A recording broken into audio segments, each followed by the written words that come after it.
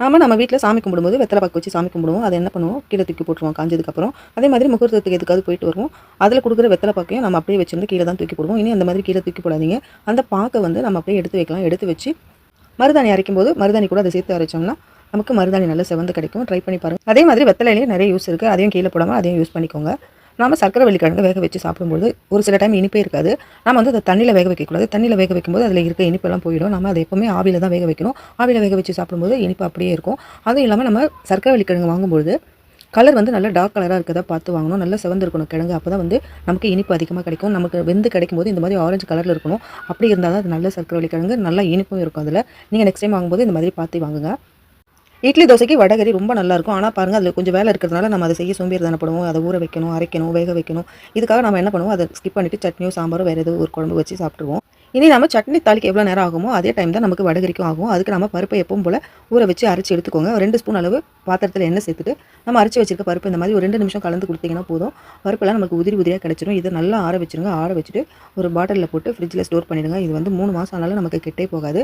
இதை வந்து நமக்கு எப்போல்லாம் தேவையோ அந்த மாதிரி டைமில் தாளிச்சிட்டு இந்த பருப்பு எடுத்து நமக்கு தேவையான அளவு சேர்த்து நம்ம எப்பவும் போல் வடகரி பண்ணணும்னா நமக்கு ஒரு 5 மினிட்ஸ்லேயே வடகரி கிடச்சிடும். இந்த டிப்ஸ் ரொம்ப யூஸ்ஃபுல்லாக இருக்கும். ட்ரை பண்ணி பாருங்கள். அதே மாதிரி ஹாஸ்டலில் படிக்கிறவங்க, பேச்சுலர்ஸ் இந்த மாதிரி இருக்கிறவங்களுக்கு இந்த டிப்ஸ் வந்து ரொம்ப யூஸ்ஃபுல்லாக இருக்கும்.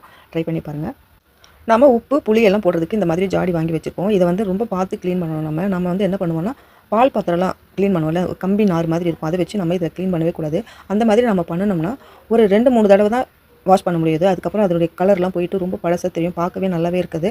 இதை வந்து நம்ம எப்படி க்ளீன் பண்ணணும்னா, ஒரு துணி எடுத்துக்கோங்க. துணியை சோப்பு தண்ணியில் நனைச்சிட்டு நம்ம எப்போவுமே பாத்திரம் கழுவோம் இல்லையா, அதே மாதிரி நம்ம நார் போட்டு தேய்க்கிற மாதிரி தேய்ச்சிக்கோங்க. நாருக்கு பதில் நம்ம சோப்பு தண்ணியில் முக்கின துணியை தான் இதில் போட்டு தேய்ச்சி எடுக்கணும். அந்த மாதிரி எடுக்கும்போது நமக்கு வந்து ரொம்ப லைஃப் வரும். இந்த பெயிண்ட்லாம் போகவே போகாது. ஏன்னா இதில் ரொம்ப அழுக்கும் சேர வாய்ப்பே இல்லை. நம்ம வெறும் உப்பு மட்டும் தான் இதில் போட்டு வைக்கிறோம். நம்ம நார் போடாமல் துணி மட்டும் யூஸ் பண்ணி இதை கழுவும்போது நமக்கு ரொம்ப லைஃப் வரும். இந்த ஷைனும் போகவே போகாது. பார்க்க எப்பவும் புதுசு மாதிரியே இருக்கும்.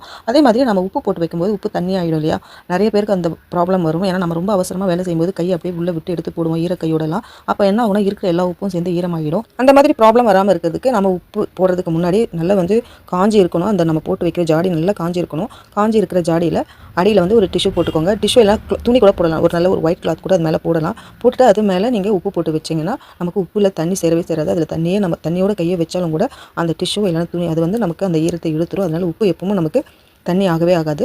நல்லா உதிரி உதிரியாகவே கிடைக்கும். இந்த டிப்ஸ் வந்து ஃபாலோ பண்ணிக்கோங்க. கண்டிப்பாக இது உங்களுக்கு எல்லோரும் யூஸ்ஃபுல்லாக இருக்கும்.